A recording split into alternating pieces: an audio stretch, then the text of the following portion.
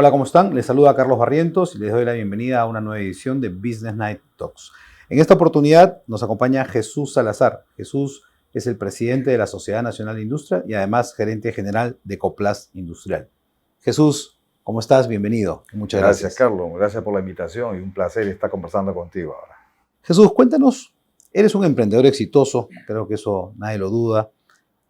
En esta trayectoria dura que es emprender en un país como Perú, ¿cuáles han sido estos hitos importantes que han ido marcando ¿no? este camino hacia el éxito en toda la coyuntura que hemos tenido que afrontar en el Perú en todos los gobiernos y años pasados, ¿no? Estas coyunturas adversas? Cuéntanos un poco este camino. A ver, hacer empresa en el Perú es muy complicado, pero yo añadiría algo más. Hacerlo en el sector industrial es todo un reto, porque tú sabes que el sector industrial tiene sus propias vicisitudes, ¿no? El tema de transformar, comprar materia prima, maquinaria, tecnologías, el personal, la mano de obra es súper importante en esta labor. Así que madurar un proyecto industrial implica sobre todo perseverancia. Hay que ser muy perseverante. También tener una visión clara hacia dónde camina uno. El que se mete a hacer industrial sabe que es un trabajo de una visión de largo plazo, ¿no? No es un proceso inmediato en que uno compra, hace algo y lo vende. Por eso la perseverancia, claro. Aquí hay que diseñar, hay que transformar, luego vender y esperar a que cumpla el ciclo. Así que la perseverancia es importante, pero sobre todo la planificación y tener claras las etapas de crecimiento, ¿no? Claro. Y en este camino, porque nosotros como país, en la parte industrial, no es que estemos pues, en un nivel de desarrollo interesante. Creo que nos falta mucho por hacer en este tema de tener industria con valor agregado, ¿no? ¿Cómo ves eso? ¿Estamos dando los pasos? ¿Qué nos falta? Mira, yo siempre digo que no hay país del primer mundo que no lo haya hecho a través de su industria. Y eso es fundamental. La industria es un campo en el que en el Perú necesita aún desarrollarse, pero un buen método para alcanzar niveles y estándares internacionales es el uso de las normas técnicas. Yo te comento que ya tengo 27 años también presidiendo un comité técnico, el Comité Técnico de Normalización de Tuberías, Conexiones Plásticas en el Perú, en el INACAL. Y esa fue una forma directa de hacer transferencia de tecnología e implementarla en el Perú. Yo diría que en el Perú hay un antes y un después en la industria de las tuberías plásticas, y esto lo marcó las normas técnicas. Las normas técnicas, claro. Así que a través de las normas uno puede fácilmente introducirse. Elevando estándares, calidad, etc. Así es, claro. así es. Antes de seguir entrando ya en el tema industrial, cuéntanos, Jesús, de la parte personal, cuéntanos, queremos conocerte un poquito más por el lado familiar, tus hobbies, que eres ingeniero civil de la Ricardo Palma. Cuéntanos un poquito más esta parte para conocerte. Sí, yo siempre quise ser ingeniero civil, lo logré, soy ingeniero civil. Mira, yo me dediqué a la construcción y a los proyectos muy poco tiempo, porque a los 5 o 6 años de haber egresado y estar trabajando en la parte esta de construcción, me llaman para gerenciar las ventas de una empresa industrial. Y fue para mí todo un reto, porque yo estaba en un campo totalmente distinto. Sin embargo, necesitaban en esa empresa un ingeniero industrial, un ingeniero civil. Postulé, ingresé y empecé en el mundo de las tuberías y conexiones plásticas, porque fue para una empresa que fabricaba tuberías plásticas. Ahí encontré todo un mundo y una forma de desarrollar la ingeniería también, bajo otro aspecto más comercial. Me enganché en eso, tanto así que me jaló otra empresa también de tuberías y empecé a estar en 3. Fui gerente comercial de 3 empresas fabricantes de tuberías. Y ahí nace el bichito. Y yo digo, oye, esto me gusta. El mundo de la industria es apasionante. Quien se mete al mundo industrial y lo logra captar en esencia, es súper apasionante. Así que me enganché en eso y dije, bueno, ya, yo creo que podría ser una empresa industrial. Y ahí conversé con mi esposa, empezamos a planificar esto. No fue fácil, tuvimos varias caídas, por supuesto. Decisiones de vida, además. Muy complicadas. Sin embargo, empezó esto ya a agarrar forma muy interesante sobre el 2002 y hoy, este año, Coplaza Industrial ya está cumpliendo 20 años, ¿no? En ese trayecto y habiendo aportado muchísimo al tema de desarrollo de infraestructura en nuestro país, ¿no? Y en este tiempo de emprendimiento, la parte familiar, el manejo del equilibrio, familia, trabajo, ¿cómo ha sido? A ver, yo siempre recuerdo esta película del Ya lo viste a la moda, donde un ejecutivo, ¿no?, le dice a la señorita que había empezado a trabajar, que empezó a tener problemas en su casa, le dijo, bienvenida al club, esto es ser ejecutivo, más o menos, ¿no? Es algo que yo siempre he cuestionado. Y es más, yo siempre pido a mis colaboradores que no pueden tener una doble vida en casa y en trabajo, debe ser una sola. Y no es un tema de quitarle tiempo a la familia para que seas un buen ejecutivo, eso es un tema absurdo, ¿no? Así que yo siempre supe mezclar el tiempo de familia con el tiempo de la empresa. Es más, en algunos casos se involucran ambos, ¿no es cierto? Y se pueden llevar en paralelo. Y es así como, sin descuidar el aspecto familiar, yo tengo 3 hijos, el mayor es el que me acompaña en la empresa, ha sido vendedor, supervisor de ventas, jefe de ventas, subgerente de ventas, ahora es gerente comercial y en esta semana justo estoy haciendo la transferencia de la gerencia general a mi hijo. Tengo una segunda hija que es pintora, egresada de la Católica, es una artista fabulosa, le encanta lo que hace, a mí también me encanta lo que hace, y tengo una última hija que es licenciada en Administración y Recursos Humanos, que es la subgerente de administración también en mi empresa. Así que he tenido la suerte que 2 de mis hijos estén involucrados en el tema de la empresa. Te han acompañado en el emprendimiento y van a hacer obviamente la sucesión como lo está haciendo ahora tu hijo, ¿no? Estás en la segunda generación entonces. Ya está ingresando. Esta semana pasamos a la dirección de la segunda generación. Interesante. ¿Y cómo es tu estilo de liderazgo? Mencionaste algo de trasladar o decirle a tu gente que hay que mantener este equilibrio por la parte familiar-trabajo. ¿Cuál es el líder Jesús con su gente? ¿Cómo crees que va a trascender Jesús en una compañía tan importante y con su gente? Mira, yo dentro de la empresa repito una frase y la voy a seguir repitiendo siempre. Coplaza Industrial es grande porque su gente es grande. O sea, yo he logrado que mi visión de empresa sea compartida por todos mis colaboradores. Yo sí puedo hablarte de una visión compartida. Una congruencia. Exacto. Y además, digo otra cosa. Cuando tú te sientas, le digo a mi colaborador, ¿no?, tú sientas que la empresa está creciendo y tú no creces, mira, hay un problema, algo está pasando. Igual yo diré lo mismo, si yo te veo que tú creces mucho y la empresa no crece, oye, también acá algo está pasando. O sea, con esto te quiero decir que Coplaza logró estar donde está porque todos los colaboradores tuvieron una visión compartida y tienen la misma pasión con la que yo le pongo al trabajo. Así que creo que he logrado transmitir esa pasión y esa visión de crecimiento, ¿no?, en lo personal y, por supuesto, eso se refleja en lo empresarial. Claro, eso es algo que tú has venido inculcando desde los inicios y la gente ha ido obteniendo ese mensaje tuyo. No solamente la pasión, sino el hecho de sentirse parte de la compañía, ¿no? Es un tema de cultura, que además hay que ir transfiriéndolo en el tiempo, ¿no? Porque la parte cultural, tú sabes que es la base para cualquier compañía. Sumamente importante, yo diría el activo intangible de la organización, cultura organizacional y capital humano, es lo que desarrolló toda la superestructura de la organización. Tenemos una cultura organizacional muy fuerte. Ahí nos hablamos de familia y la verdad que somos familia. No es un cliché, no es simplemente unas palabras que a veces se dicen el día del colaborador, ¿no? No, aquí es un tema de sentimiento y eso lo notas en el día a día, ¿no? Interesante.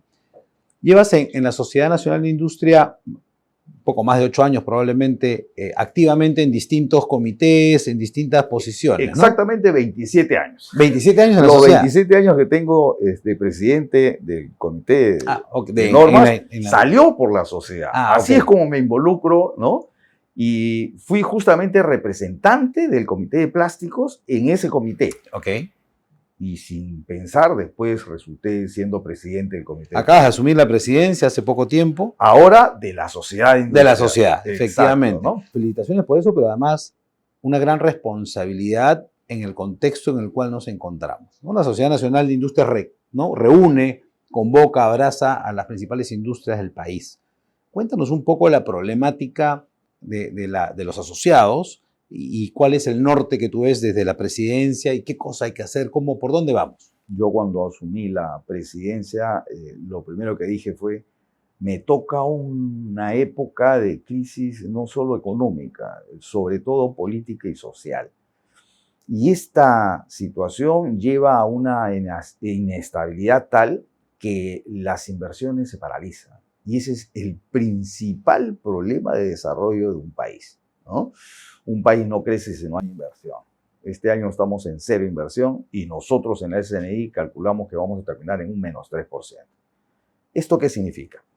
Que si no hay inversión, no hay desarrollo, no va a haber crecimiento, y las empresas me preguntan, ¿hasta cuándo vamos a mantenernos así, ¿no? O sea, hay muchos industriales que tenemos proyectos que algunos los están deteniendo hasta esperar qué pasa. Claro. Entonces, ese es el principal problema que hay en la actualidad, es no tener la confianza de poder invertir y seguir pensando hacia el futuro. Hay muchos que inclusive, y lo digo con mucho dolor, que están pensando hasta en llevar sus plantas a otros países, ¿no? Hay varios que ya lo han hecho. Espero que esto no continúe y más bien recuperemos la confianza en nuestro país. Creo que es una tarea importante, ¿no? Sin embargo, a pesar del contexto que tú mencionas o la situación que estás mencionando, el país como país es un país bastante noble, ¿no? Perú creo que tiene muchas oportunidades en varios sectores. ¿Qué hay que hacer? Vamos a tratar de aislarnos de la parte política, que sin duda afecta. ¿Cómo llevamos a la industria a un siguiente nivel? El tema de las normas técnicas es clarísimo, hay que trabajar por ahí. ¿Qué más nos falta hacer? Porque hay una brecha importante por seguir cubriendo, ¿no? Sí. Además de tecnología. ¿Por dónde debemos ir, Jesús? Hace más o menos año y medio, un poco más, el anterior presidente de la sociedad me encarga presidir una comisión Perú Agenda 2031. Y justamente ahí nos hicimos esa pregunta. ¿Cuál es nuestra visión de la industria nacional hacia el año 2031? Obviamente queríamos crecimiento. Entonces la pregunta que nos hicimos es ¿por dónde está el camino correcto para el crecimiento en la industria manufacturera? Hicimos muchos estudios y determinamos que si empezamos con una política sectorial dentro de la industria, lo más probable es que al 2031 nuestro PBI industrial, que hoy es 13%, pasaría a un 18% y generaríamos más o menos 3,2 millones de puestos en la industria. ¿Cómo? El ejemplo más claro es lo que ha pasado con la agroindustria. La agroindustria ha hecho que Ica sea hoy la región con menos pobreza, 6,6% de pobreza, ¿no?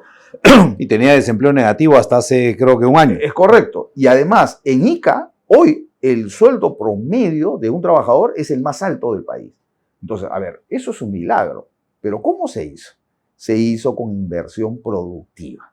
La agroindustria, el Estado sacó normas que propiciaron actividades específicas de desarrollo de este sector.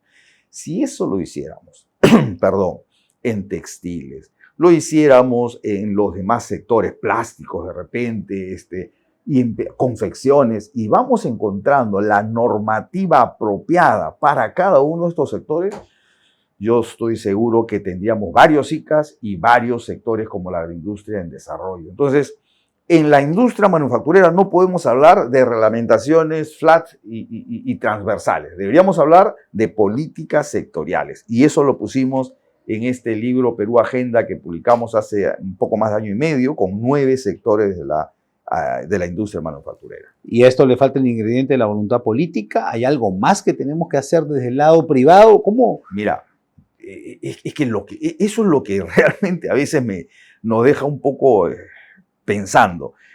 No hay ningún secreto para levantar a un país. ¿Quién genera la riqueza de un país? Los privados, ¿no es cierto? ¿Quiénes generamos el valor agregado de un país? Los privados. ¿El público qué hace? Capta los tributos del privado y los reparte equitativamente. Bueno, eso de equitativamente entre comillas, ojalá que así fuera. Pero entonces, si el privado es el encargado de generar riqueza, ¿por qué no facilitas esa labor al privado? ¿Por qué le sigue sacando decretos supremos cada vez más mayores para volver más rígido el tema laboral, por ejemplo? ¿Por qué seguimos poniendo barreras para la implementación de negocios? Un emprendedor, tú sabes que en el Perú hay más o menos 500 emprendimientos diarios, pero más del 60% cae a los 2 años. Y no hay más estadística, pero yo pensaría que a los 5 llega pues 5%. Y la pregunta es ¿por qué, no?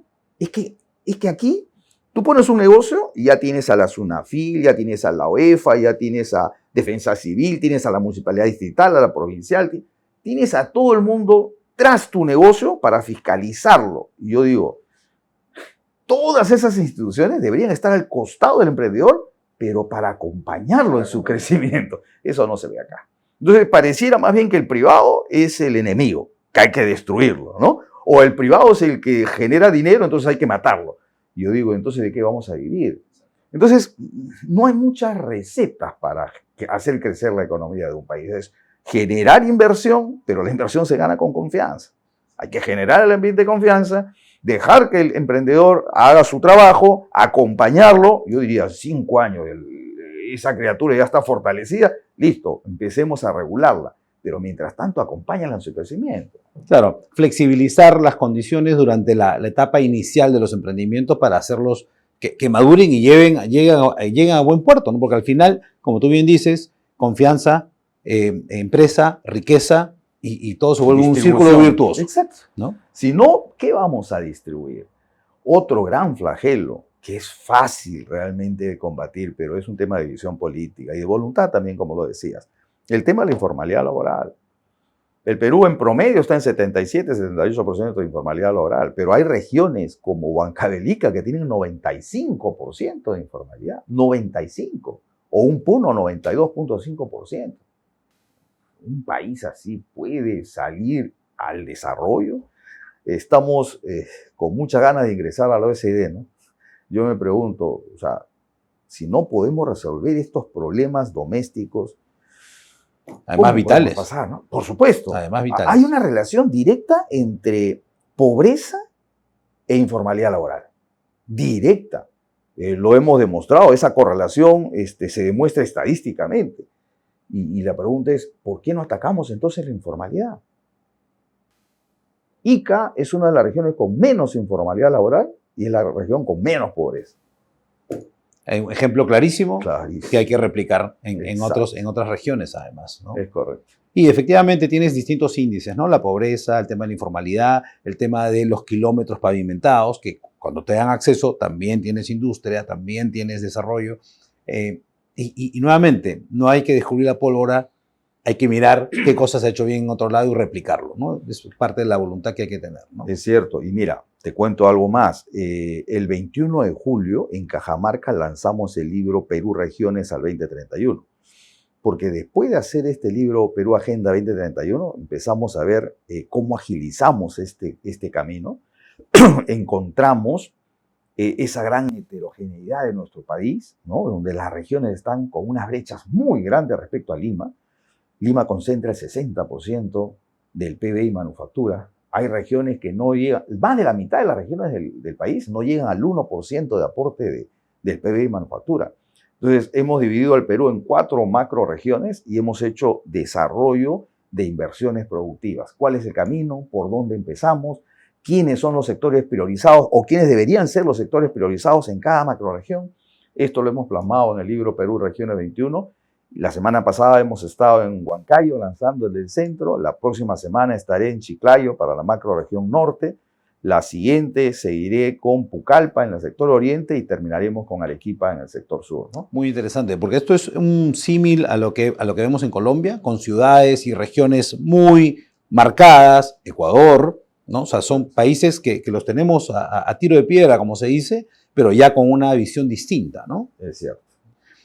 Economía circular, sostenibilidad. Sé que estás involucrado en estos temas. Cuéntanos un poco qué es la economía circular y cómo nos incorporamos dentro de este concepto desde la industria y desde el empresariado en general. La economía circular, yo lo grafico así, es el vehículo que más rápido nos va a llevar a una industria sostenible, ¿no?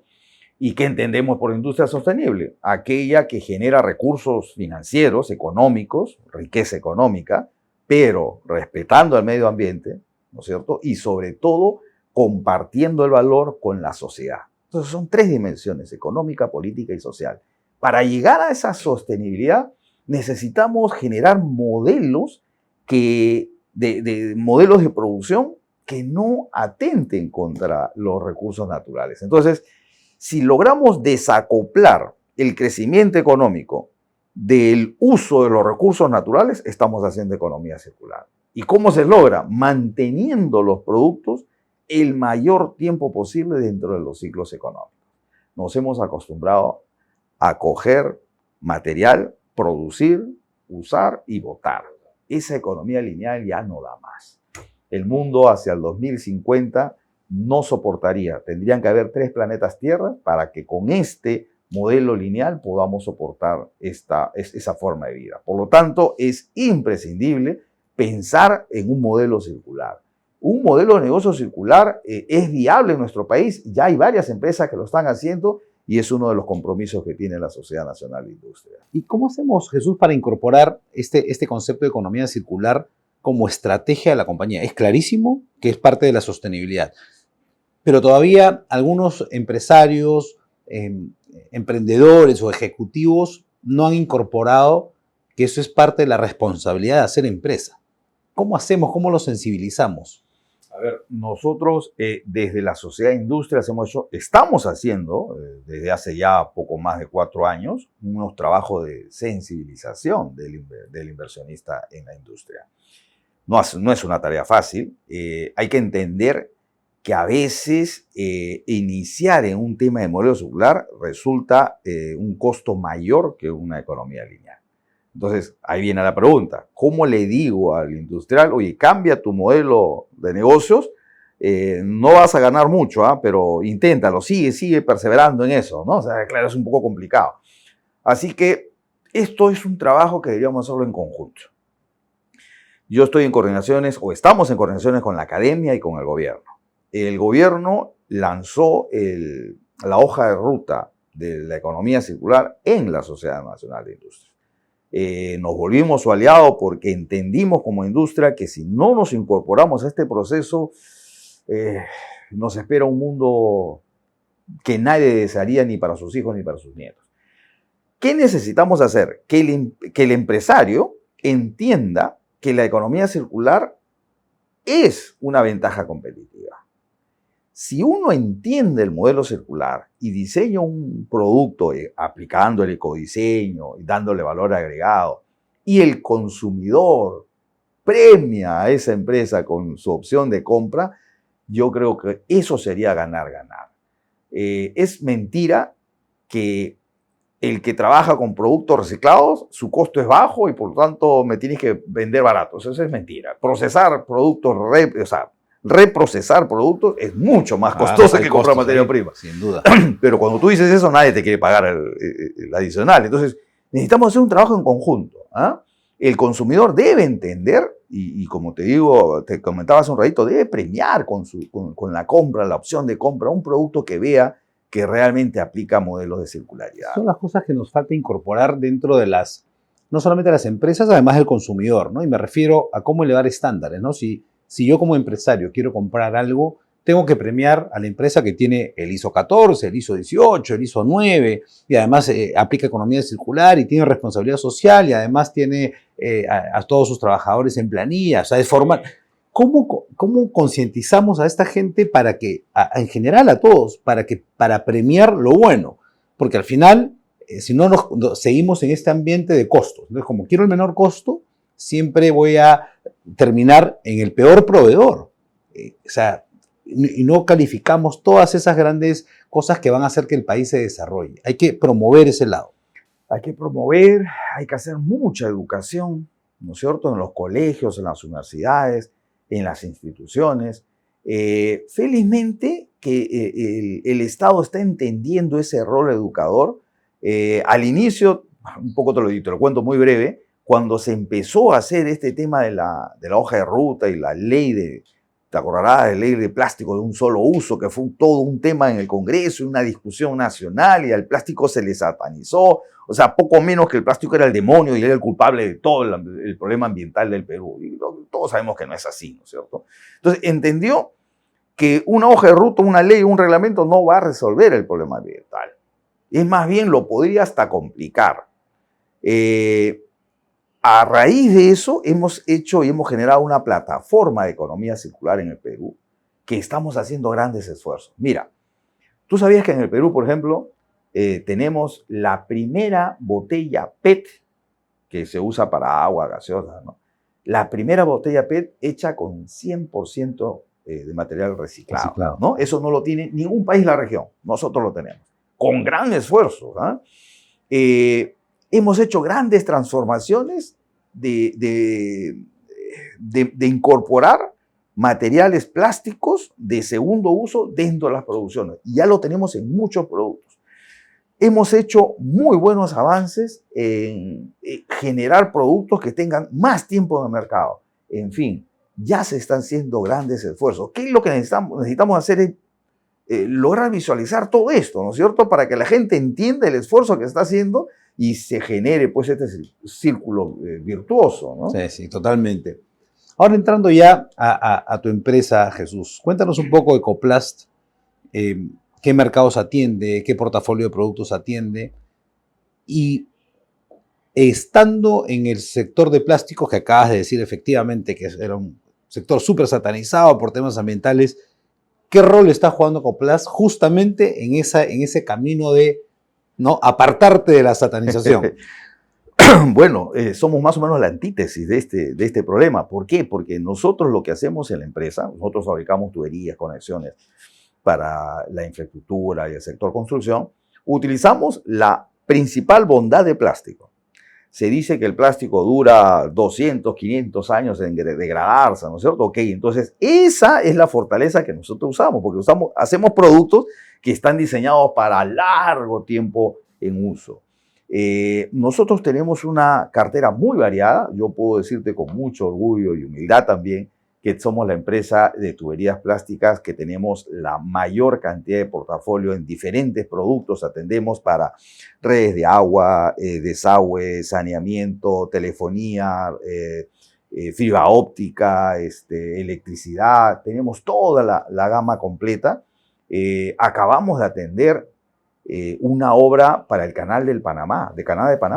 Hemos exportado, estamos atendiendo ahorita una obra del Canal del Panamá para su tendido de su fibra óptica, ¿no? Es un desarrollo de una tubería que no lo encontraron en Centroamérica, empezaron a buscar, ellos nos dicen por la web, nos encontraron, vinieron, nos visitaron, desarrollamos el producto y hoy estamos atendiendo. Hemos atendido obras de alcantarillado de muy grandes dimensiones en Cochabamba, Bolivia. Estamos atendiendo a Costa Rica con un sector importante de sus redes de agua y desagüe. Entonces, estamos haciendo industria ya fuera de las fronteras de nuestro país, los cuales nos deja muy, muy tranquilos y satisfechos. Este año, si Dios quiere, a finales de año estamos abriendo planta en Arequipa, que ya está bastante avanzado el proyecto. El próximo año, en el primer semestre, debemos estar en Huancayo y el crecimiento continúa. Interesante, interesante. Y por el lado de las plantas, por el lado de la economía circular, por el lado del reciclaje, me imagino que tienes todo muy bien planteado. Hemos hecho sí, vamos a decirlo. Hemos desarrollado un proyecto. Primero que pasamos una primera etapa era de conformación de un compuesto plástico, fibras vegetales. ¿Y esto por qué salió allá? Porque yo estuve inaugurando el primer congreso de la industria plástica en el Perú. Invito a la ministra del ambiente de esa época, Lucía Ruiz, y ella en su disertación dice, sí, porque tenemos muchos problemas de metal, y uno de ellos dijo la pajilla de arroz, la cascarilla de arroz, que la polución, que en tal sitio, en tal otro sitio. Después se habló mucho del plástico. Yo dije, ahí hay dos problemas ambientales que resolver, el tema de la cascarilla de arroz y el tema del plástico. Ya, ok, voy a juntar esos dos problemas, voy a sacar un producto. Hicimos muchas pruebas y hemos logrado desarrollar un compuesto plástico fibra vegetal, en este caso con cascarilla de arroz, y hemos hecho un producto, o mejor dicho, hemos hecho un compuesto para elaborar en una segunda etapa que va a ser este año, lo que se llama plástico madera, entre comillas, ¿no? Entonces vamos a diseñar módulos de vivienda, de educación, de salud, a través de paneles de este material. Ah, qué interesante. Pues eso es una súper noticia, sobre todo porque es industria local. Es correcto. Interesante, correcto, ¿no? interesante. Y entonces en los planes está las nuevas plantas y también la internacionalización de la compañía, ahora además con la segunda generación ya al mando. Sí, y ya hemos tenido un primer acercamiento con un posible socio estratégico en Costa Rica para llevar la planta también allá, para instalar una planta en Costa Rica, ¿no? Ah, qué interesante, qué interesante. Jesús, muchas gracias. La verdad que sorprendido con lo avanzado por la industria del plástico. Felicitarte por eso, pero además también por el rol que estás ejerciendo desde la Sociedad Nacional de Industria. Creo que es un rol bastante relevante, más en un contexto tan adverso como el actual, pero sin duda mucho por hacer y creo que los empresarios no deben perder la fe y las ganas de seguir haciendo industria en este país y sobre todo seguir elevando los estándares que nos va a llevar a un mejor país para nuestros hijos y para nuestros nietos sobre todo. Claro que sí, Carlos, y déjame quedarme con estas últimas palabras la verdad de optimismo. O sea, yo soy un optimista empedernido, o sea, siempre he creído que las cosas se pueden hacer y se pueden hacer bien. Lo que está pasando en nuestro país no debe ser motivo para bajar la guardia y dejar de invertir y decir ya no más, este país no tiene salida. No, hay que pensar en positivo. Yo creo que los empresarios tenemos la obligación de sacar este país adelante al margen de los gobiernos que nos toquen. Pero eso sí, necesitamos involucrarnos más en la actividad diaria de nuestro país. Ya no más cuerdas separadas, que yo me dedico a mi empresa y los gobernantes que hagan lo que hagan, yo hago mi trabajo, ellos los suyos. No, eso ya no existe. Tenemos que involucrarnos más en la actividad del día a día y lo estamos haciendo ahora nosotros dentro de la sociedad nacional. Es parte de nuestra responsabilidad, sin duda. Positivismo y actitud, Jesús. Muchas gracias. Gracias. Estuvo con nosotros Jesús Salazar, presidente de la Sociedad Nacional de Industria y gerente general de Coplast Industrial. Hasta la próxima oportunidad en Business Night Talks. Nos vemos.